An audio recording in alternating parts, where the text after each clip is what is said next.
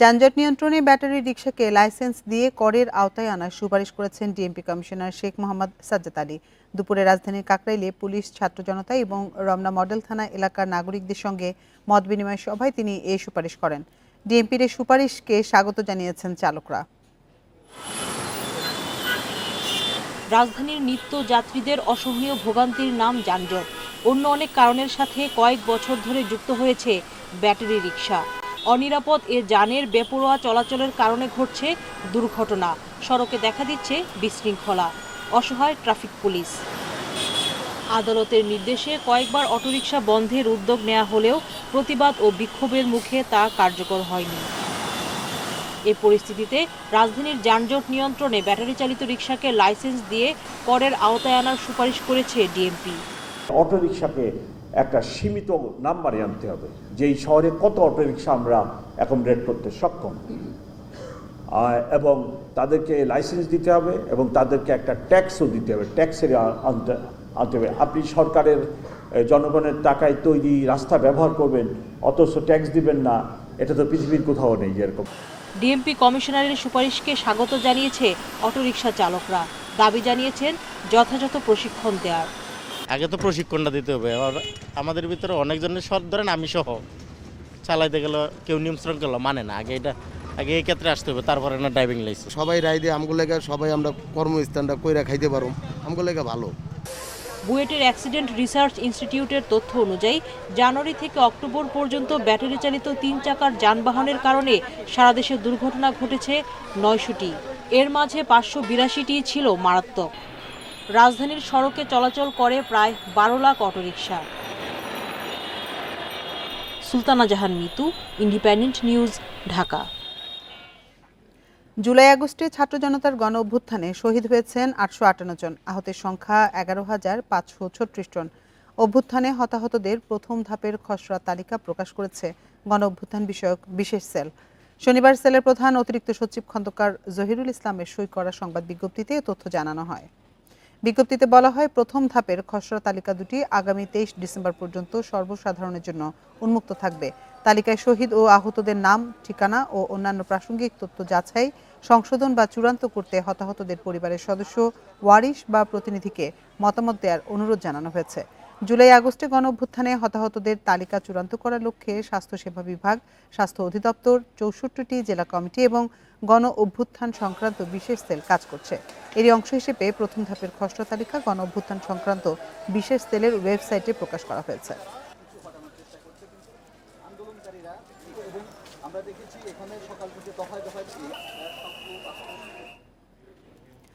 বাংলাদেশের জঙ্গিবাদ আর মাথাচাড়া দেবে না বলে জানিয়েছেন প্রধান উপদেষ্টা অধ্যাপক মোহাম্মদ ইউনূস। শুক্রবার ব্রিটিশ সাময়িকী দ্য ইকোনমিস্টকে দেয়া এক সাক্ষাৎকারে একথা জানান তিনি। এ সময় বাংলাদেশের তরুণেরা ধর্ম নিয়ে নিরপেক্ষ বলে মন্তব্য করেন অধ্যাপক ইউনূস। বলেন, এই তরুণেরা পুরো বিশ্বকে পরিবর্তন করতে পারে। শেখ হাসিনা সরকারের পতনের পর দ্য ইকোনমিস্টের 2024 সালের বর্ষসেরা দেশ হিসেবে স্বীকৃতি পেয়েছে বাংলাদেশ। এ নিয়ে প্রতিক্রিয়া জানার জন্যই প্রধান উপদেষ্টার সাক্ষাৎকারটি নেওয়া হয়। এ সময় এক প্রশ্নের জবাবে ডক্টর ইউনূস বলেন, নির্বাচনের পর আবারও নিজের স্বাভাবিক কাজে ফিরে যাবেন তিনি।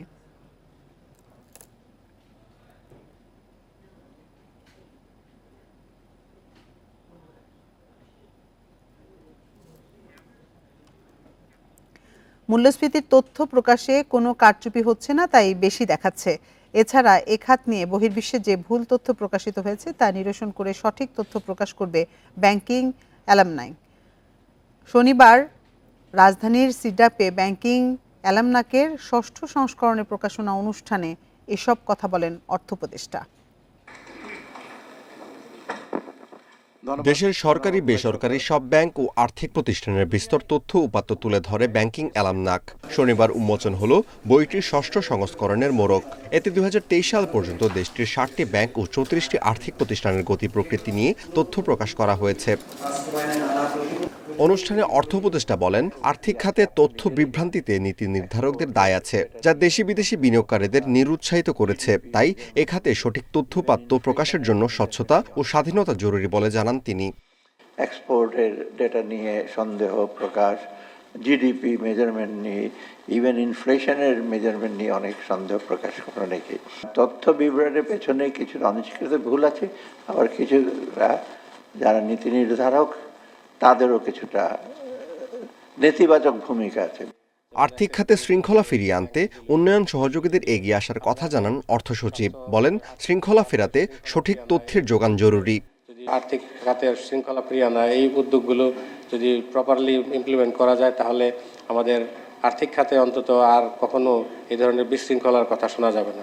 দেশের অর্থনীতির চাকা বেগবান করতে সঠিক তথ্য ও পেশাদারত্বের উপর জোর দেওয়ার কথা জানান বক্তারা। তথ্যের সত্যতা, আগে যে এত ম্যানুফ্যাকচার তথ্যের কথা এবং প্রক্রিয়াগুলো পেশাদারিত্বের সাথে ডিল করা, এই দুটা খুবই গুরুত্বপূর্ণ কাজ। এই দুটা কিন্তু অন্তর্বর্তীকালীন সরকারের সময়কালে আমরা দেখতে পাচ্ছি একটা সন্তোষজনক পর্যায়ে অগ্রগতিগুলো হচ্ছে। সামষ্টিক অর্থনীতিকে সঠিক পথে আনতে নীতিগত পরিবর্তন আনারও প্রয়োজন দেখছেন বক্তারা। Amirul Islam, independent news, Dhaka. প্রয়াত বেসামরিক বিমান ও ভূমি উপদেষ্টা হাসান আরিফের দ্বিতীয় এবং তৃতীয় জানাজা অনুষ্ঠিত হয়েছে হাইকোর্ট এবং সচিবালয়ে। এ সময় ফুল দিয়ে শ্রদ্ধা জানান রাজনৈতিক নেতা, সহকর্মী ও নানা স্তরের মানুষ। পরিবারের সদস্যরা জানান, আগামী সোমবার তাকে মিরপুর বুদ্ধিজীবী কবরস্থানে দাফন করা হবে।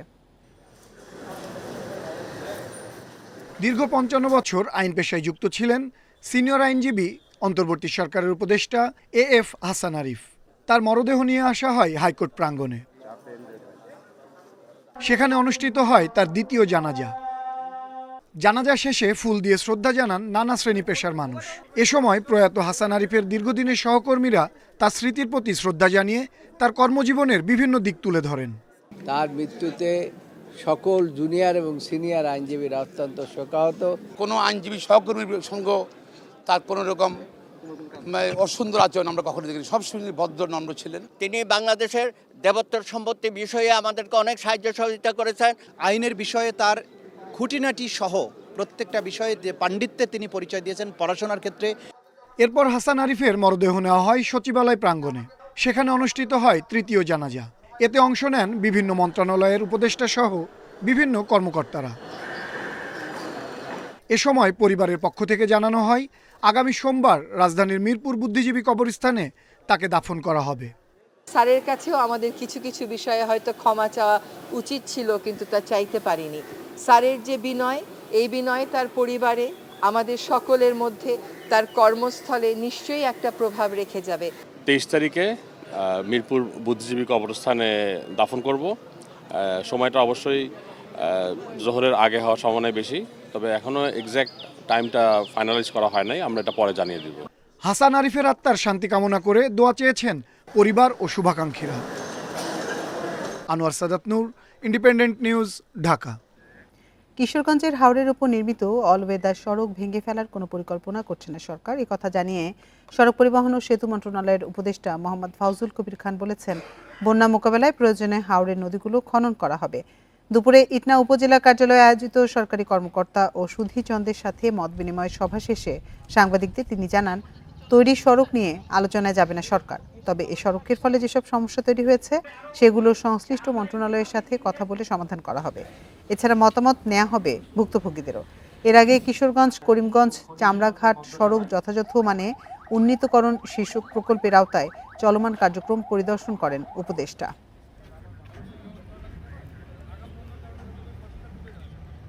এখন এটার ভালো মন্দ নিয়ে আমরা আর বিতর্ক করব না, কিন্তু এইটার ফলে সৃষ্ট যেসব অসুবিধা সৃষ্টি হয়েছে সেগুলোকে আমরা সমাধান করার চেষ্টা করব। বন্যা এখানে দীর্ঘায়িত হচ্ছে, সময় বেশি হচ্ছে। তো এইটার যেটা কারণ সেটা হচ্ছে যে ড্রেজিং হচ্ছে না, নদীগুলোতে পলি জমতেছে, সেটা হচ্ছে না। তো সেজন্য আমরা ড্রেজিংয়ের জন্য আমরা ইয়ের সঙ্গে কথা বলেছি, পানি সম্পদ সচিবের সাথে কথা বলেছি। দেশের উত্তরাঞ্চলে কমেছে শীতের প্রকোপ, তবে শৈত্যপ্রবাহ ও ঘন কুয়াশা কাটলেও হিমেল বাতাসে আছে শীতের আমেজ। এদিকে সাগরে সৃষ্ট নিম্নচাপের কারণে দেশের দক্ষিণের কয়েকটি জেলায় গুড়ি গুড়ি বৃষ্টি হয়েছে। রাজধানী সহ বেশ কয়েকটি জেলায় আগামী দুদিনে বৃষ্টি ও বজ্রসহ বৃষ্টির পূর্বাভাস দিয়েছে আবহাওয়া অফিস। ঘন কুয়াশা কেটে যাওয়ায় এবং তাপমাত্রা কিছুটা বাড়ায় উত্তরবঙ্গে গত সপ্তাহের শৈত্যপ্রবাহ আর নেই। তবে হিমেল বাতাসের কারণে শীতের অনুভূতি তেমন কমেনি। পঞ্চগড়ে ভোরে কিছুটা কুয়াশা থাকলেও বেলা বাড়ার সঙ্গে সঙ্গে মিলেছে রোদের দেখা। একই পরিস্থিতি মেহেরপুরেও। টানা 2 সপ্তাহ পর সূর্যের দেখা মেলায় দিনের বেলা কমেছে শীতের তীব্রতা। তবে নাটোরে কুয়াশা কমলেও কনকনে ঠান্ডা হাওয়ায় কাবু হয়ে পড়েছে সাধারণ মানুষ। এর পাশাপাশি শ্বাসকষ্ট সহ শীতজনিত রোগে আক্রান্ত হচ্ছেন বয়স্ক ও শিশুরা। কনকনে শীত মনে হচ্ছে সূচের মতো শরীরের মধ্যে বিদ করতেছে এবং এই শীতে বয়স্ক মানুষের খুব কষ্ট। ঘুমানো রাত্রিরে শীতের জ্বালা, কনকনে বাতাস, কুয়াশা, হাত পা খালি কাঁপে। নওগাঁয় শীতের কারণে দুর্ভোগে পড়েছেন কৃষক ও কৃষি শ্রমিকরা। ভোরে শীতের প্রকোপ বেশি থাকায় ব্যাহত হচ্ছে কৃষিকাজ। শীত ও কুয়াশায় ক্ষতিগ্রস্ত হচ্ছে আলু সরিষার চাষ। সকালে কাজকাম করা খুব মুশকিল হচ্ছে, 8টা-9টা বাজলে আমাদের কাজ হচ্ছে এবং আলু বিছন এগুলো ফেলার জন্য খুব সমস্যা হচ্ছে। এদিকে বঙ্গোপসাগরে সুস্পষ্ট লঘুচাপটি নিম্নচাপে রূপ নিয়েছে। এর প্রভাবে সকাল থেকে বরিশালের আকাশ মেঘাচ্ছন্ন, গুড়ি গুড়ি বৃষ্টি হচ্ছে। এছাড়া ঝালকাঠিতে ঘন কুয়াশার পাশাপাশি বৃষ্টির কারণে ভোগান্তিতে মানুষ। বিভিন্ন জেলায় আগামী 2 দিন বৃষ্টির পূর্বাভাস দিয়েছে আবহাওয়া অফিস। কালকে একটু তাপমাত্রা কমে যাবে এবং 23 তারিখ থেকে কিন্তু একটু শীতের অনুভূতির তীব্রতা বৃদ্ধি পাবে। লক্ষ্মীপুরে শুক্রবার রাত থেকে গুড়ি গুড়ি বৃষ্টি শুরু হয়েছে। মেঘলা আকাশে বেড়েছে শীতের প্রকোপ। সকাল থেকে হালকা বৃষ্টি হচ্ছে এবং মানুষ সঠিকভাবে কাজকর্ম যেতে পারছে না। কালকে রাত্রে থেকে হঠাৎ করে গুনগুনি বৃষ্টি শুরু হচ্ছে, শীতও প্রচণ্ড আকারে বাড়তেছে। নিম্নচাপের কারণে সাগর উত্তাল রয়েছে। দেশের সব সমুদ্র বন্দরকে 1 নম্বর সতর্ক সংকেত দেখিয়ে যেতে বলেছে আবহাওয়া অধিদপ্তর। Sadequr Rahman Siddiqui, independent news. নাটোরের কাশিমপুর কেন্দ্রীয় মহাশ্মশান মন্দিরে ডাকাতের হামলায় সেবায়েত তরুণ দাস নিহতের ঘটনায় এখনও কোনো মামলা হয়নি, কাউকে আটকও করা যায়নি। ময়নাতদন্তের জন্য মরদেহ রাখা হয়েছে সদর হাসপাতালে মর্গে। হত্যায় জড়িতদের গ্রেপ্তারে অভিযান চলছে বলে জানায় পুলিশ। প্রায় 2 যুগ ধরে কাশিমপুর কেন্দ্রীয় মহাশ্মশান মন্দিরে কাজ করতেন তরুণ দাস। শনিবার সকালে সেই মন্দিরের মেঝেতেই পাওয়া যায় তরুণ দাসের মরদেহ। তার হাত পা মুখ বাঁধা রক্তাক্ত দেহ দেখতে পেয়ে পুলিশে খবর দেয় মহাশ্মশানের কর্মচারীরা। মন্দিরের পুরোহিত জানান, লোহার গ্রিল কেটে মূল গেট ভেঙে মন্দিরে ঢোকে দুর্বৃত্তরা।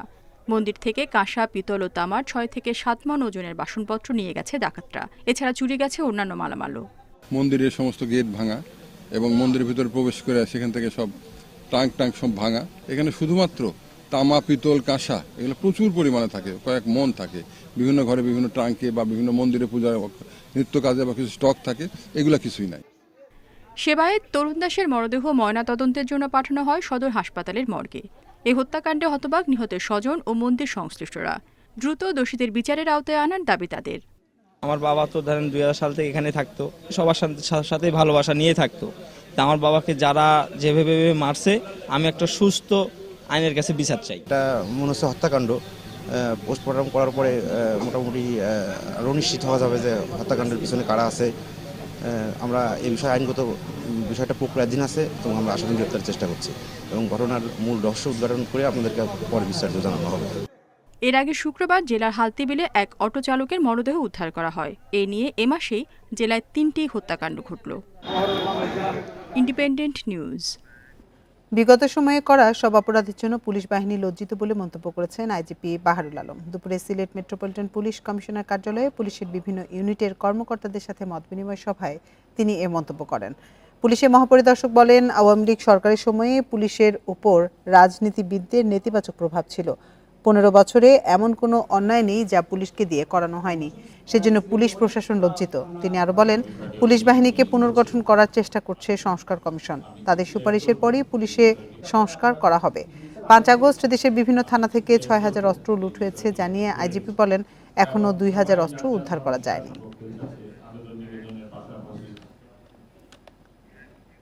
জনগণের সেবা দিতে ব্যর্থ র্যাব, তাই কোনোভাবেই এ বাহিনী রাখা ঠিক হবে না বলে মন্তব্য করেছেন গুম সংক্রান্ত কমিশনের সদস্য নূর খান।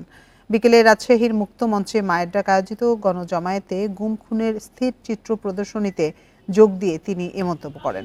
নূর খান বলেন, গুম খুনের সাথে যুক্ত কোনো বাহিনীকে বহাল রাখা ঠিক হবে না। বলেন, পুলিশ বাহিনীতে সেনা সদস্যদের অংশগ্রহণ নতুন সমস্যা তৈরি করবে। পুলিশের কাজ পুলিশকে দিয়ে করানো উচিত। এ সময় বিভিন্ন সময় নিখোঁজ ব্যক্তিদের ফিরে পেতে সরকারের কাছে আহ্বান জানান তিনি। এ সময় গুম ও খুনের সাথে জড়িতদের দৃষ্টান্তমূলক শাস্তির দাবি জানান ভুক্তভোগী পরিবারের সদস্যরা।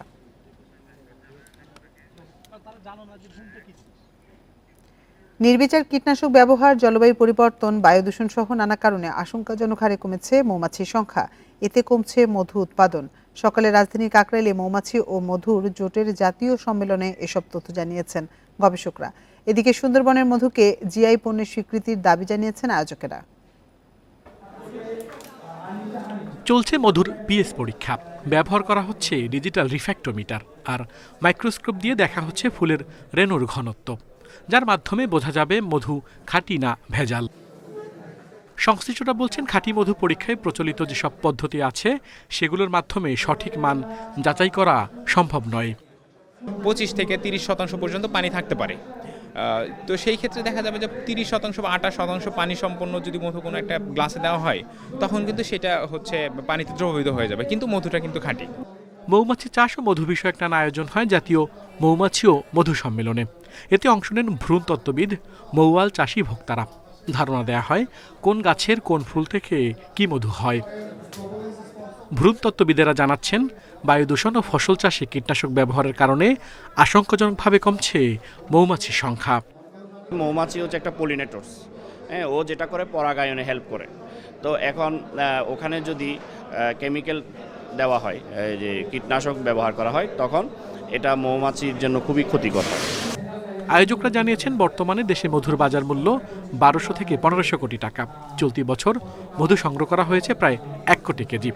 এর মধ্যে চাষের মধু 90 থেকে 95%, আর সুন্দরবন থেকে সংগ্রহ করা হয় 5 থেকে 10%।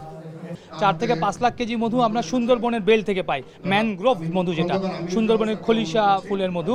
আর বাকি মধুগুলো আমরা বাংলাদেশের বিভিন্ন অঞ্চলে যে ক্রপসগুলো হয়, যে শস্যগুলো হয়, সরিষা, ধনিয়া, লিচু, কালোজিরা, এইসব শস্য থেকে পাই। দেশের চাহিদা মেটানোর পাশাপাশি বিদেশেও রপ্তানি করা হয় মধু। আল আমিন হোসেন, ইন্ডিপেন্ডেন্ট নিউজ, ঢাকা।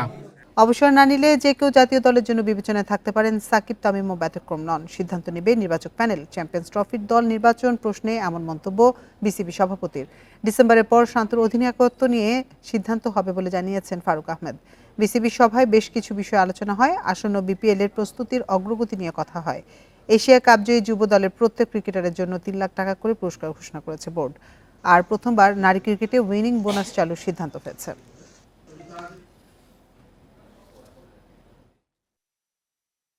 যদি কোনো প্লেয়ার রিটায়ার না করে থাকে, he is definitely available to for selection. আমার কাছে কোনো আপডেট নাই সাকিবের ব্যাপারে। তামিমেরটা আসলে আপনার চিফ সিলেক্টর যেই কথা বলেছেন, এখনো কোনো পলিসি নাই।